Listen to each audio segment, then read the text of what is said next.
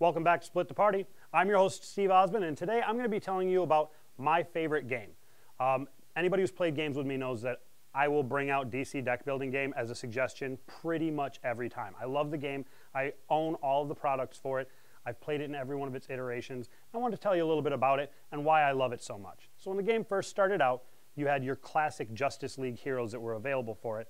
And it being a deck building game, all the players are going to start out with exactly the same deck.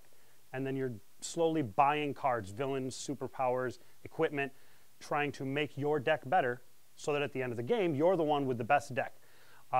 They had a lot of success with that. They came out with a couple of expansions for that style of play. They came out with Forever Evil, which actually added villains as playable characters. That one tends to be a little bit more aggressive. You're attacking each other more. You're also destroying things in your own deck for positive effects more often.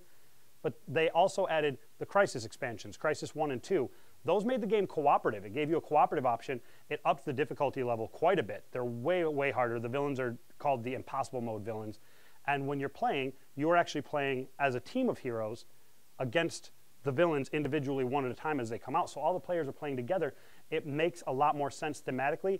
And with it being more difficult, it's actually a lot more fun, I think, to play cooperatively. They also, for people who don't always have a ton of people to play with, came out with the Rivals play style. Rivals is just a heads-up game. For right now, they've got Batman versus Joker. You are attacking each other. You each have a certain amount of hit points. And as you're building your deck, you're also using it to do damage to the other guy to knock them out. So it's another different play style. So they've got these three different play styles, all using the one very, very simple mechanic. They have a single currency system.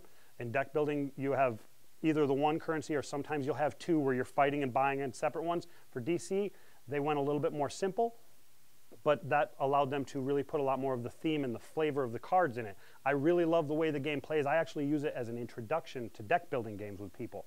I'll teach them DC, and then if they want something a little bit more complicated, we can move into other things. But it is a fantastic game. I cannot stress enough that if you like deck building games, or if you haven't tried them and are interested in it, this is where you should start. It is a really great game, and I hope you all like it. That's all I'm going to have for today. So I'd like to thank our sponsors, Duo Bus Design, Excelsior Games and Comics, and Soundgy Entertainment, and I'll see you in the nerdverse.